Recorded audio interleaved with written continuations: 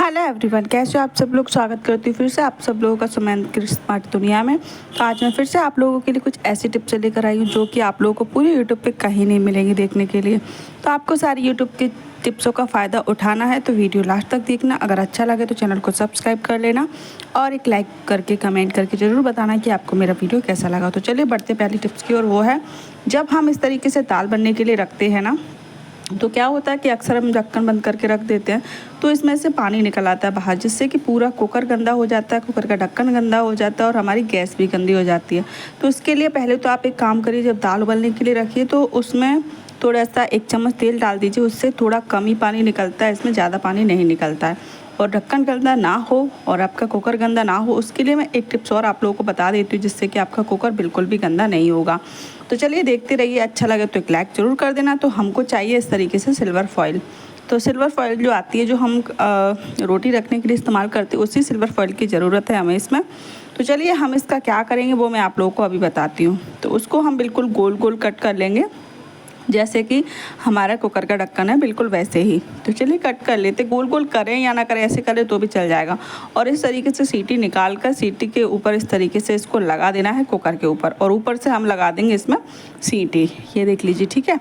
और जब सीटी आएगी ना, थोड़ा बहुत कुछ निकलेगा ना पानी, तो वो इसके ऊपर से निकल के बाहर दूर गिर जाएगा, गैस से भी दूर गिर जाएगा।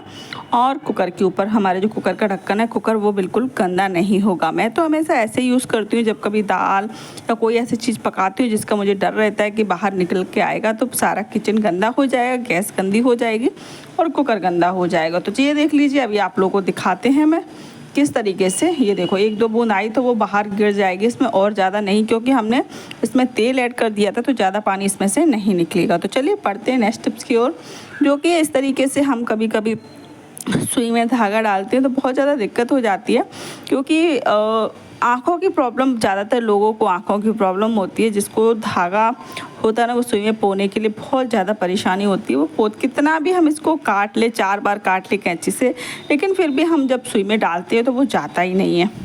इस तरीके से मैं भी बहुत ज़्यादा परेशान हो जाती हूँ। कभी कभी सुई में धागा डालने की कोशिश करती हूँ, मगर सुई में धागा जाता ही नहीं है। और कुछ ज़रूरी सिलना होता है, जैसे कि हस्बैंड लोग कहीं बाहर जा रहे हों और बटन टूट गया हो, तो बटन लगाना हो, तो क्या होता है कि तुरंत बहुत ज़्यादा दिमाग ख़राब हो जाता है, सुई में धागा नहीं जाता। तो इसके लिए मैं आप लोगों को एक ऐसी टिप्स दूंगी जिससे आपको बिल्कुल भी चिंता करने की ज़रूरत नहीं पड़ेगी।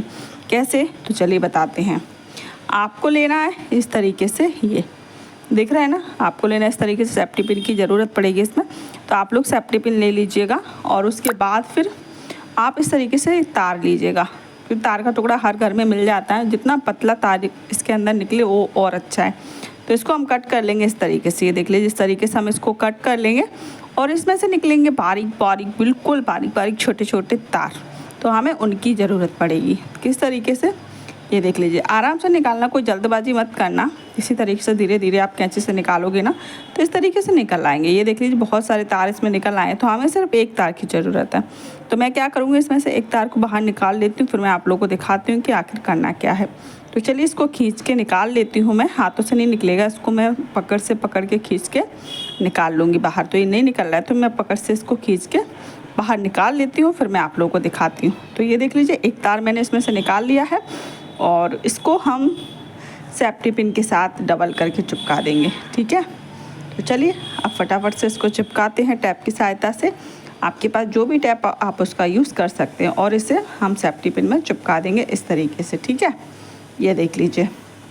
और अब हम लेंगे टैप। मेरे पास जो पेपर टैप था वो पड़ा था, तो मैं उसी का इस्तेमाल करके इसको अच्छे से चिपका दूँगी। बस ये हिले डुले ना, बस इतना ही ध्यान रखना है और कुछ ज़्यादा कुछ करना है नहीं। तो चलिए फटाफट से हम कर लेते हैं। ये देख लीजिए, इस तरीके से आप भी चिपका लीजिए। ये देख लीजिए, ठीक है। और अब हम इससे धागा पोएंगे, किस तरीके से वो भी आप लोग देख लीजिए। तो ये देख लीजिए, इसको है ना, ये तार है ना, तार को हम सुई के जो जहाँ पे हम धागा डालते हैं ना, उसके अंदर डाल के दूसरी साइड इसको थोड़ा चौड़ा कर लेना है और फिर उसमें धागा पिरो के फटाफट से और इसको खींच लेना है। इससे बहुत अच्छे से धागा पो जाता है, हमें बिल्कुल भी समय नहीं लगता और बहुत जल्दी पो के तैयार हो जाता है। तो चलिए इस तरीके से डाल लेते हैं और उस साइड निकाल के और इसको चौड़ा करके और उसमें धागा फंसा के और हमको खींच लेना है, बस और कुछ नहीं।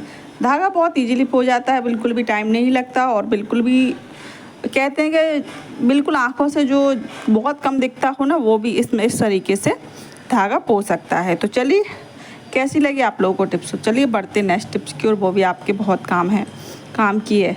तो ये देख लीजिए, कभी कभी क्या होता है कि जब हमारे घर में बहुत सारे मौजे हो जाते, इस्तेमाल होते रहते, मैं उनको कितना भी धोएं लेकिन फिर भी उनमें अजीब सी स्मेल आने लगती है, बहुत ख़राब सी स्मेल आने लगती है जो अच्छी नहीं लगती। तो आप एक काम करिएगा, जैसे कि हमारे घर नहाने का साबुन का जो रैपर आता है, वो नहाने का साबुन तो यूज़ कर लेते हैं लेकिन रैपर को फेंक देते हैं। आप रैपर को बिल्कुल भी ना फेंकिएगा, रैपर का यूज़ मैं ऐसा बताऊँगी जो कि आप लोगों को बहुत अच्छा लगेगा। तो आप एक काम करिएगा, इस रैपर में इस तरीके से गोल गोल करते हुए रोल बनाते हुए दोनों मौजों को इस तरीके से इसमें रख लीजिएगा। कुछ समय के लिए रखिए, आधे घंटे के लिए भी। तो क्या होता है, रैपर में रहती है साबुन की खुशबू, वो इस जो मौजे होते हैं उसमें आ जाती है, उससे उनका जो बैड स्मेल होती है वो ख़त्म हो जाती है। मैं तो हमेशा ऐसे ही करती हूँ, मुझे लगता है कि कोई मौजा पुराना हो गया, बहुत ज़्यादा बैड स्मेल आ रही है उसमें, तो मैं उसको इसी तरीके से रख देती हूँ। तो आप लोग भी इस तरीके से रख सकते हैं। तो चलिए बढ़ते नेक्स्ट टिप्स की ओर, वो भी बहुत काम की है। क्योंकि बच्चे जब घर में होते हैं ना, तो वो क्या करते हैं, जैसे उनकी ड्रेस होती है, स्कूल की ड्रेस होती है, वाइट कलर की शर्ट होती है, उसमें पेंसिल से लिख लेते हैं, कुछ भी लिख लेते हैं या फिर स्याही गिरा देते हैं। तो उसको किस तरीके से हम स्याही को हम बहुत कोशिश करते हैं साबुन से निकालने की, लेकिन वो नहीं निकलती। तो चलिए आज मैं आप लोगों को एक ऐसे तरीका बताने वाली हूँ जिससे कि फटाफट से ये स्याही का दाग है ना, सब निकल के साफ़ हो जाएगा। कैसे, तो चलिए वो मैं आप लोगों को बताती हूँ कि किस तरीके से इसको क्लीन करना है। तो चलिए इसके लिए हम एक चीज़ का यूज़ करेंगे। कौन सी चीज़, वो मैं अभी आप लोगों को बताती हूँ। हमको चाहिए डिटॉल।